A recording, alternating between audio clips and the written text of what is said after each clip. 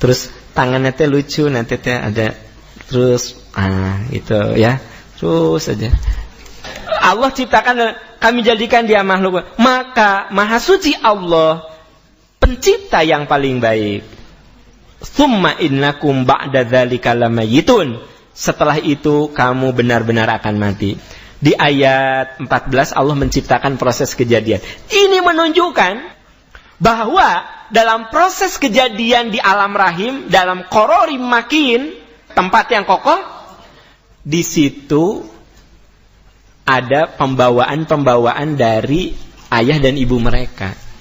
Karena saat terjadi pembelahan sel, itu bahan bakunya dari ayah dan ibunya. Itu bicara tentang bahwa manusia itu tidak bisa tidak harus menerima ada warisan genetik, ada warisan hal-hal yang bersifat biologis gitu.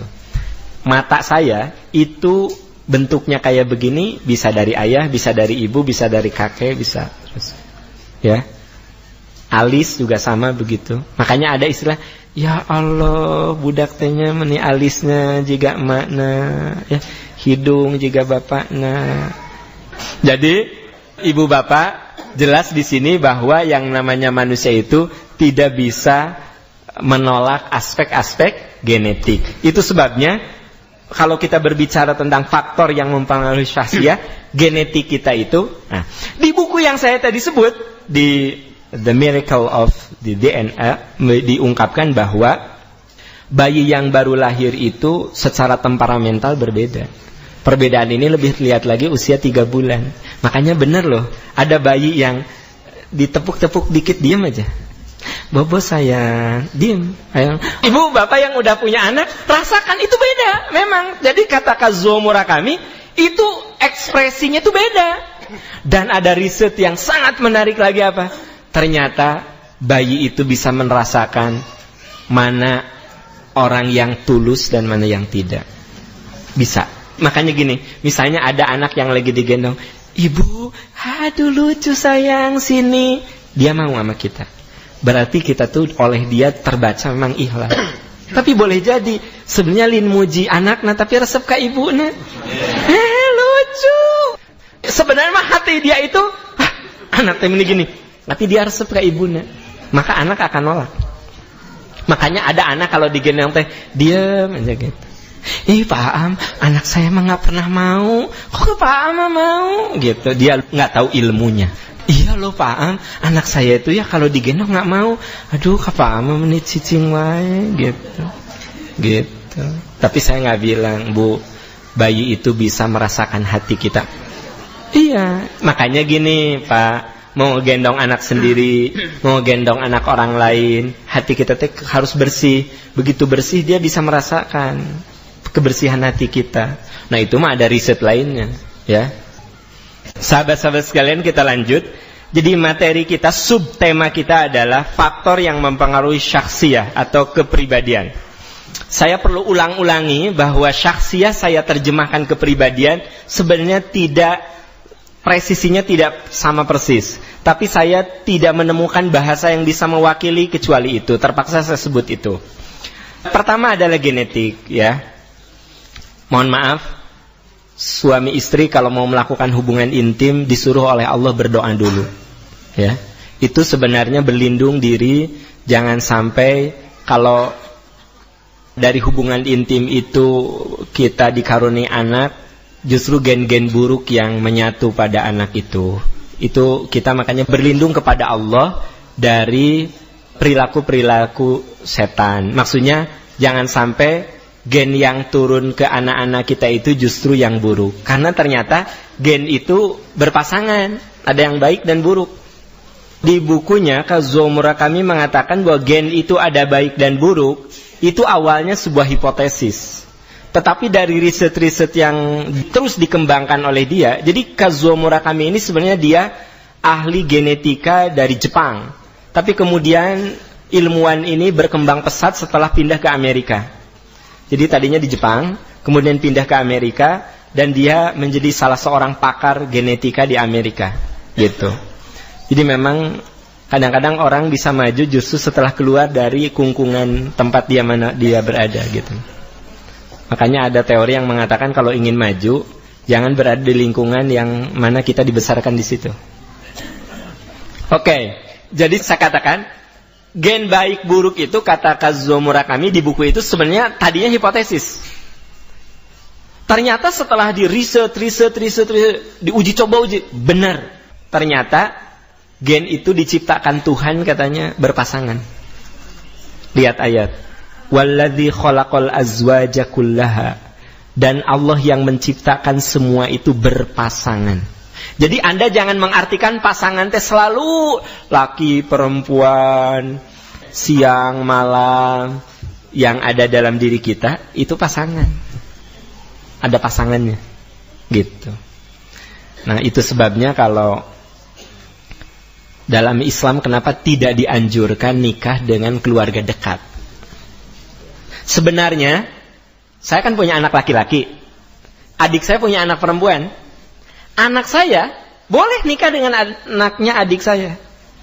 Jadi anak saya bisa anak laki-laki saya bisa menikah dengan anak perempuan adik saya. Boleh dalam agama. Boleh. Atau anak perempuan saya boleh nikah dengan anak laki-laki kakak atau adik saya. It's okay, gak apa-apa. Bedakan hukum agama dengan hukum adat. Dalam agama mah gak apa-apa. Tapi itu pernikahan yang harus dihindari. Nabi menganjurkan jangan nikah dengan keluarga dekat. Kenapa? Nah, terbukti ternyata gen-gen buruk kalau menyatu terlalu dekat itu jadi nurun ke anaknya yang buruknya. Gitu. Nah, dominan buruknya. Jadi ternyata baik buruk gitu.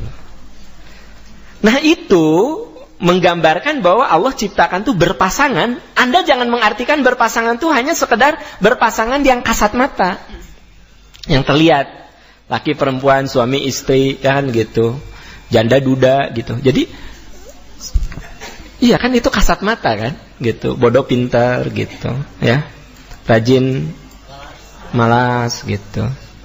Itu kasat mata. Tapi ada yang tidak kasat mata, yang inherent berada dalam diri kita, gitu. Wa ja'ala lakum minal fulki wal an'ama tarkabun. Dan menjadikan untukmu kapal dan binatang ternak yang kamu bisa naiki, bisa kamu kendarai, yang bisa kamu kendarai. Ya, ini ayat tidak ada kaitan dengan masalah gen sih sebenarnya, cuma bercerita ya. Di antara binatang dan kapal itu ada yang bisa kamu naiki, ya. Nah, oke. Apa hubungannya kapal dengan pasang-pasangan? Kapal itu terbuat dari bongkahan-bongkahan baja.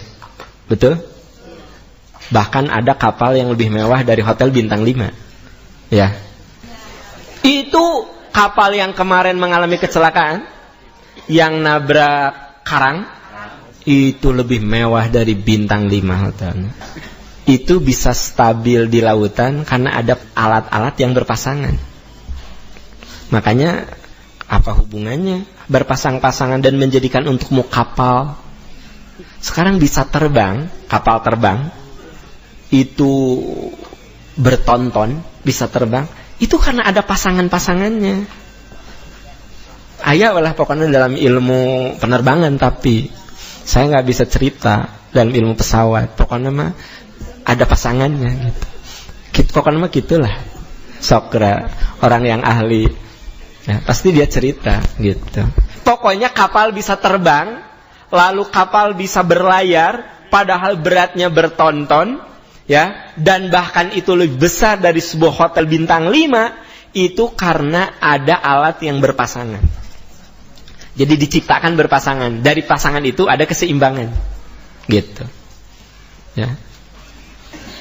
Dulu saya gini, berpasangan dan menjadikan untukmu kapal. Apa hubungannya kapal dan pasangan? Ya. Ternyata kapal gak mungkin bisa terbang kecuali ada alat yang berpasangan. Kapal laut tidak akan berlayar, itu tidak mungkin kecuali karena ada alat yang berpasangan. Gitu. Dan binatang ternak yang kamu naiki, yang kamu kendarai, gitu, ya. Berpasangan. Oke. Yang kedua, tadi genetik. Yang kedua, lingkungan.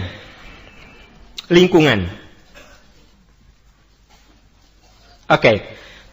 Manusia, ada sebuah buku yang ditulis oleh Profesor Eric Jensen. Judulnya Brain Based Learning.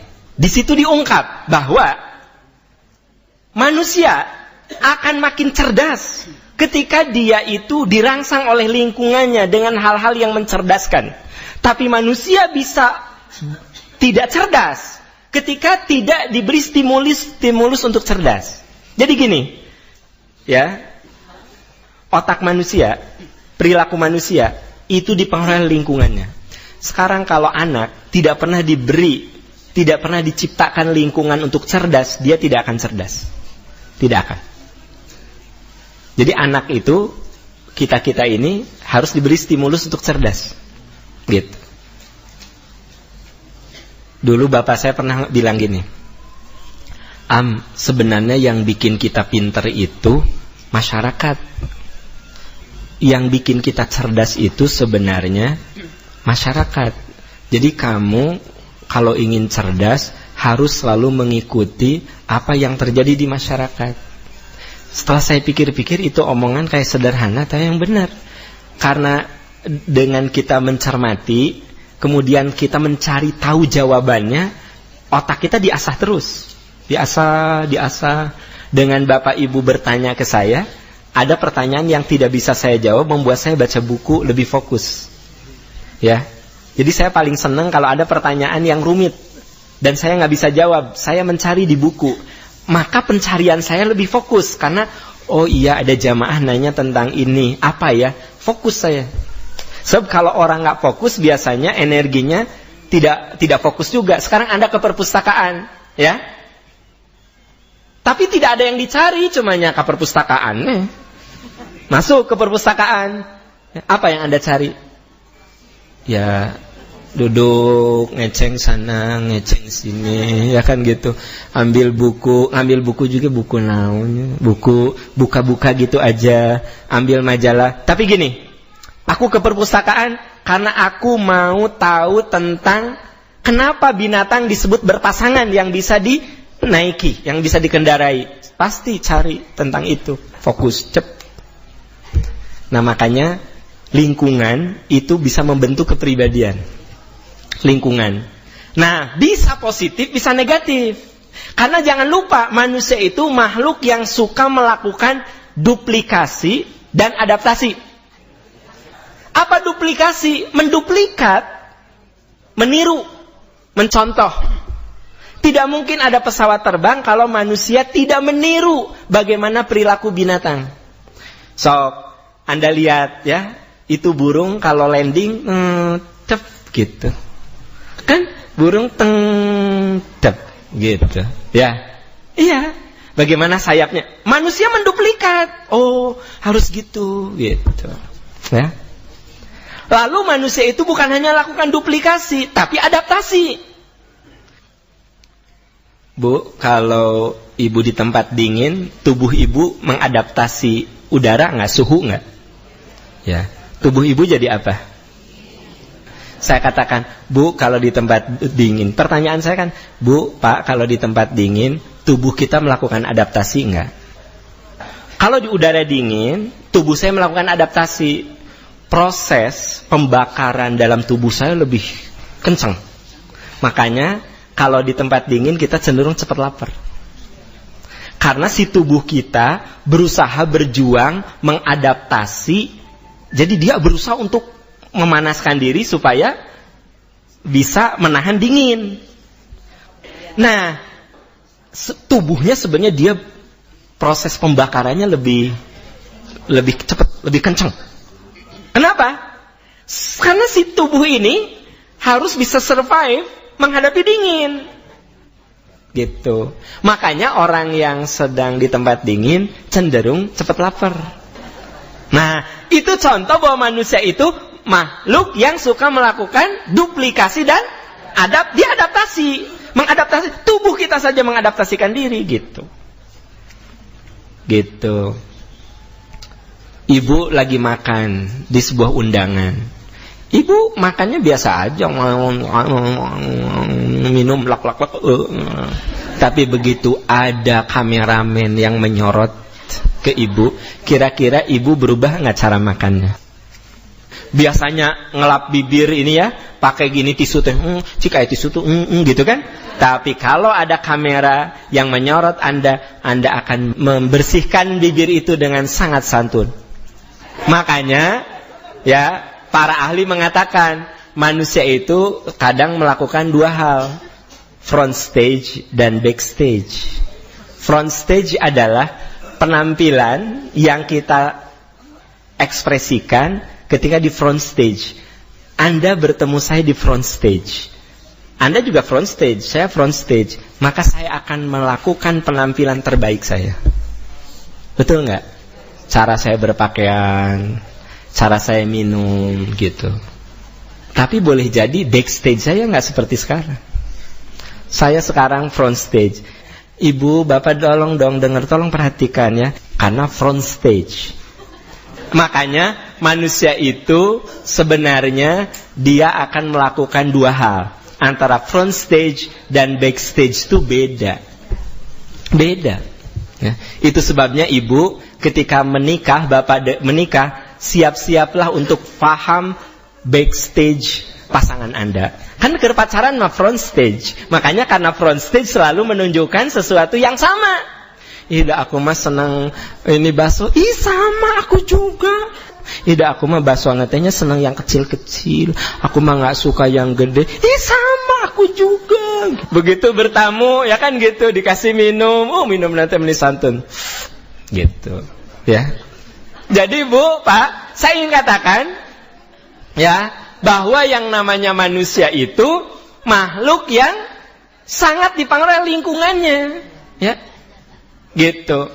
Saya kalau ngobrol dengan sahabat saya yang punya kedudukan di satu perusahaan atau di pemerintahan, itu teh sobat. Tapi kalau di depan orang-orang kan saya adaptasi, ya. Yang saya hormati Bapak Direktur Utama, Bapak Iwan. Yang saya hormati Bapak Wakil Direktur Utama, Bapak Asep.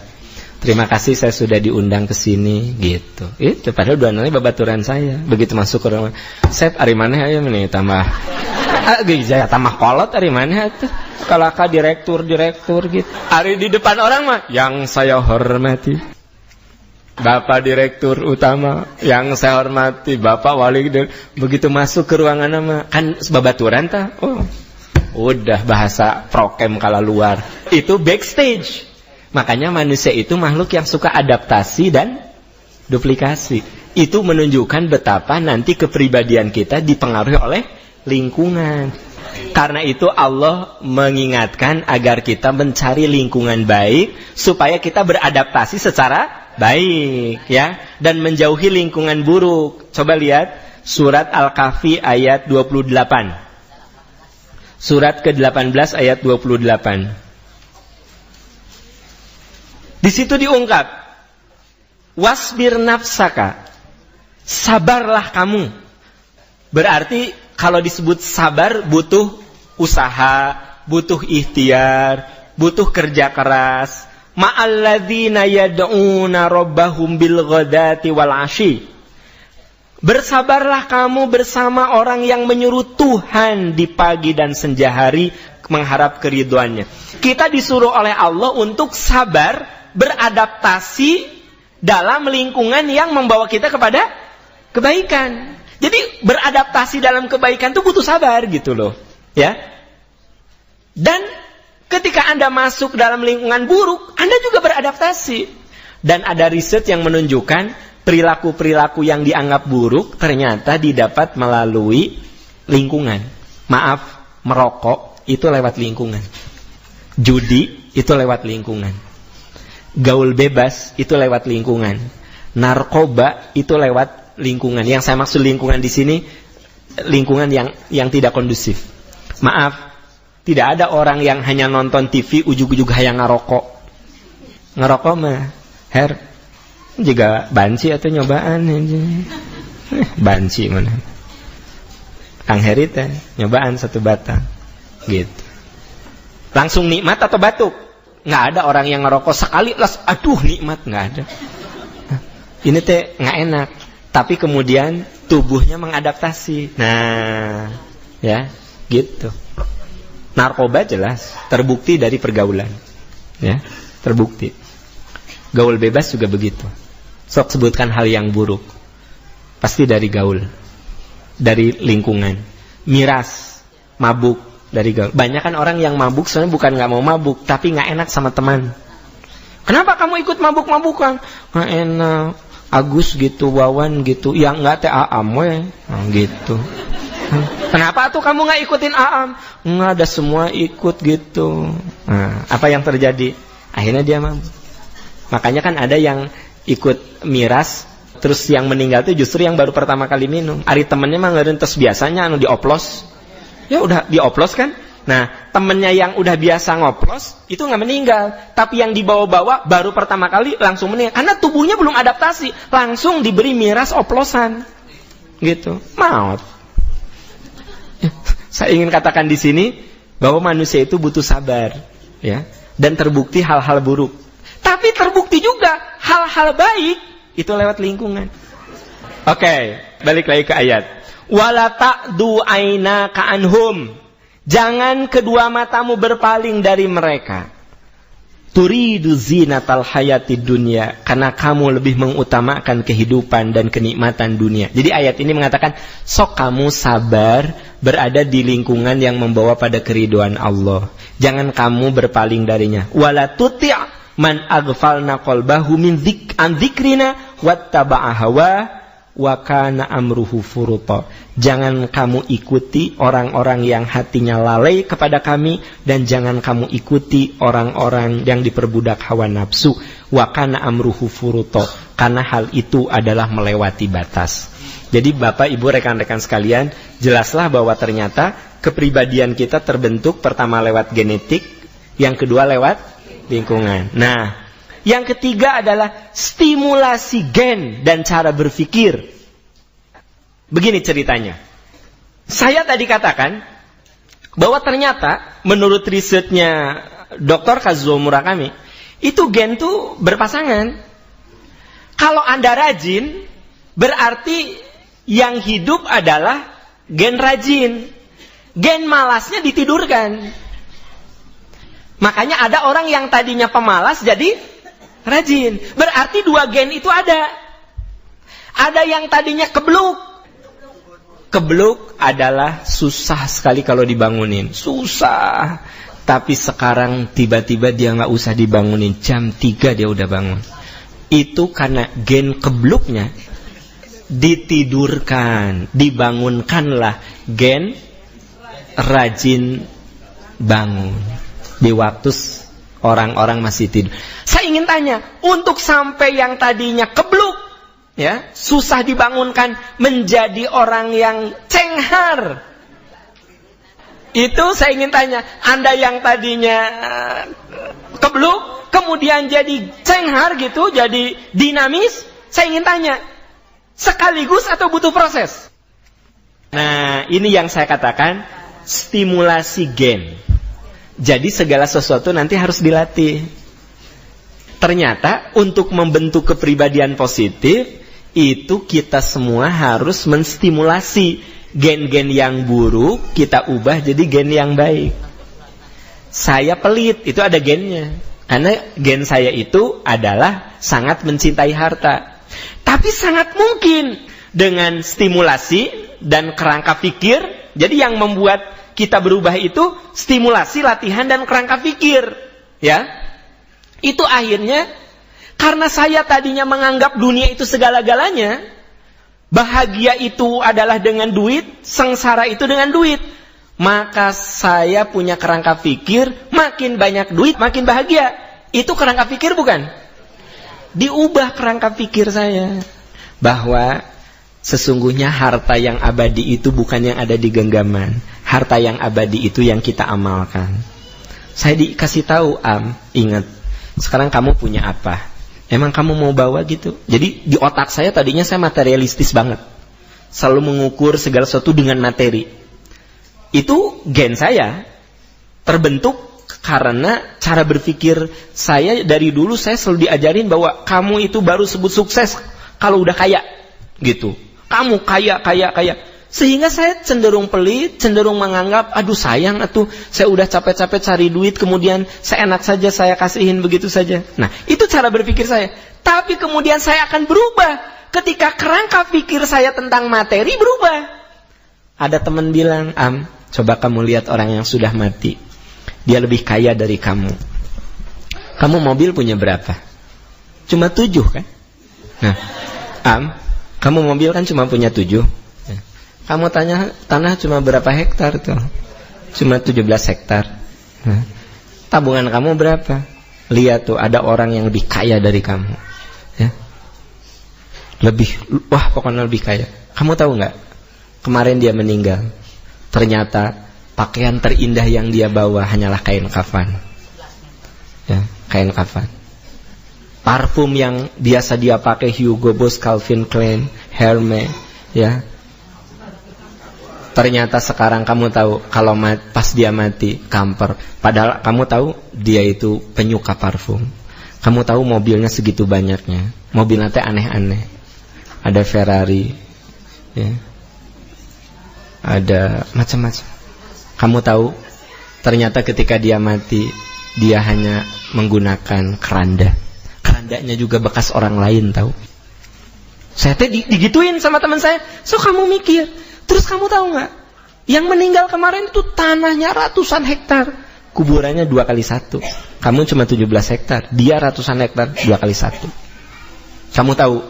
Dia itu kolehannya banyak sekali dan karangan bunganya itu memenuhi jalan tempat ke rumah dia. Tapi ternyata aku lihat si yang mati tadi tidak bisa melihat karangan bunga tersebut. Jadi saya yang tadinya menganggap materi itu segala-galanya, saya sangat menuhankan materi. Begitu teman saya ngomong seperti itu, coba kamu pikir, coba kamu pikir, ya. Jadi kalau kamu hidup life just for life, rugi, sok percaya ke saya. Mumpung kamu can paehnya, mumpung kamu belum mati, lihat tuh orang yang saya ceritakan, dia kayanya luar biasa. Ternyata saya lihat pas pulang, pas mati, pas dikuburkan, kuburannya hanya 2 kali 1. Bajunya hanya kain kafan, kendaraannya hanya keranda, parfumnya hanya kamper. Ya. Mikir. Ya. Apa yang terjadi? Langsung saya datang ke Yayasan Percikan Iman, pakai tanah saya. Bikin sekolah yang bagus. Bikin masjid yang bagus. Ya. Kasihan jamaah. Ya. Itu saya orang yang tadinya pelit, menganggap dunia segala-galanya, berubah. Karena apa? Karena stimulasi cara berpikir saya distimulasi. Bapak Ibu datang ke sini, sebenarnya saya sedang menstimulasi kerangka pikir saya dan kerangka pikir Anda untuk positif. Jadi ketika saya memberikan nasihat ke orang, sebenarnya saya sedang membentuk kepribadian saya.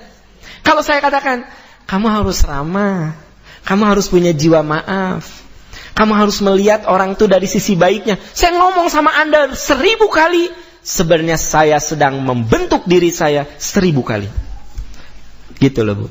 Jadi gini, Bu, Pak, mari kita jadi pemaaf, mari kita jadi pemaaf. Saya udah 1000 kali ngomong gitu. Anda tahu kalau saya sedang memahat diri saya untuk menjadi seorang pemaaf. Saya sedang memahat Anda, oke? Tapi sebenarnya saya sedang memahat diri saya. Saya katakan, bapak-bapak, kalau Anda disakiti istri, jiwa maaf itu lebih hebat daripada emosi yang Anda keluarkan.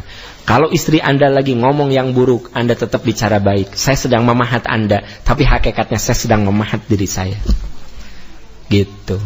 Nah, jadi betapa yang namanya stimulasi gen dan cara berpikir itu menjadi salah satu cara yang menentukan faktor perubahan syakhsiyah, ya. Nah, stimulasi itu sebenarnya sangat bermanfaat, ya. Itu Anda lihat surat Adz-Dzariyat surat 51 dan 55. Surat 51 ayatnya simpel. Wa dzakir, tetaplah kamu beri peringatan. Fa inna dzikra tanfa'ul mu'minin. Karena sesungguhnya peringatan itu bermanfaat bagi orang-orang beriman. Jadi gini, ya.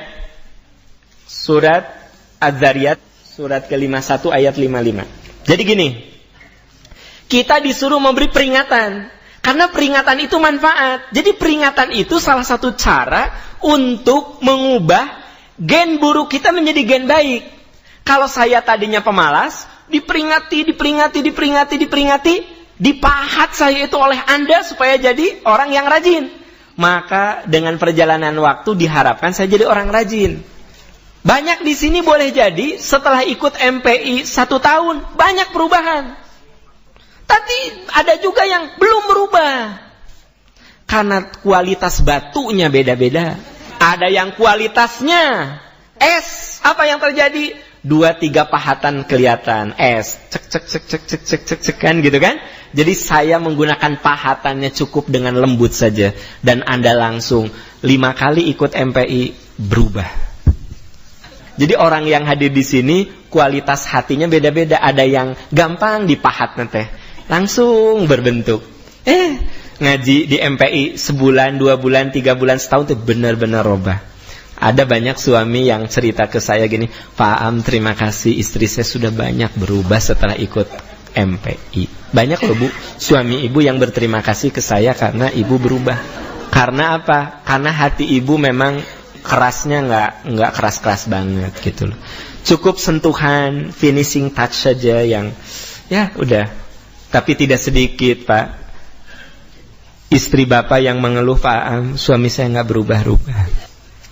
Setelah ikut MPI, ya, nah berarti Bapak teh memang hatena batu na tegas. Beri peringatan, ya, fa inna dzikra tanfa'ul mu'minin. Peringatan itu pasti manfaat. Makanya jangan pernah lelah untuk mengingatkan. Bu, walaupun anak ibu sudah berumah tangga, kalau pas dia datang, nah, berbisik, Neng, jangan lupa sholat ya.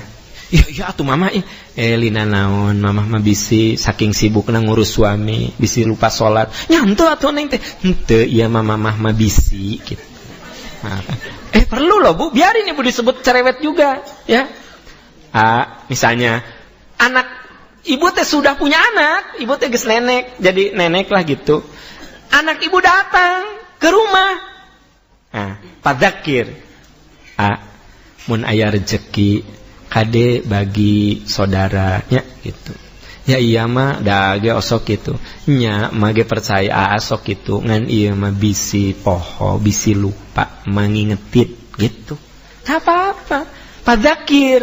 Karena boleh jadi dengan perjalanan anak kita yang tadinya dermawan jadi pelit, pengaruh istri. Suami ibu mau sedekah, sok beunghar ku ibu digitu. Apa yang terjadi? Terjadi.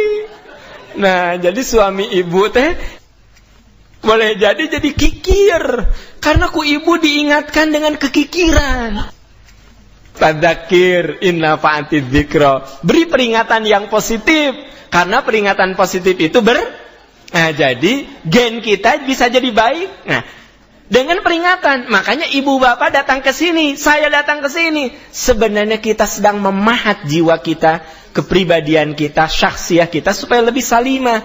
Ketika saya bicara kepada ibu, kepada bapak dengan bersemangat begini, sesungguhnya saya sedang memahat diri saya. Iya, ketika saya misalnya jadi pendendam, saya akan mengatakan, kenapa aku harus marah? Kenapa aku harus dendam? Bukankah aku sering mengatakan kepada jamaah aku harus pemaaf? Udah langsung memaafkan. Ya. Tadinya saya mau ngomong gitu, ya manehna ngomong gitu leuwih gelo ti urang. Tadinya saya mau ngomong gitu, tapi saya begitu mau ngomong omongan seperti itu ingat. Oh iya ya, aku teh suka ngomong sama jamaah harus jadi pemaaf. Masa aku tidak jadi pemaaf? Nah, jadi ketika saya datang ke sini, seolah-olah saya memahat Anda, sesungguhnya saya sedang memahat diri saya. Ketika Anda bicara kepada anak, kepada suami, kepada istri, kepada teman, hal-hal baik, sesungguhnya Anda sedang melukis kebaikan pada diri Anda. Maka lukislah kebaikan itu pada diri kita, semoga itu juga jadi lukisan untuk orang lain. Lukis orang lain dengan indah, semoga itu juga menjadi lukisan terindah bagi diri kita.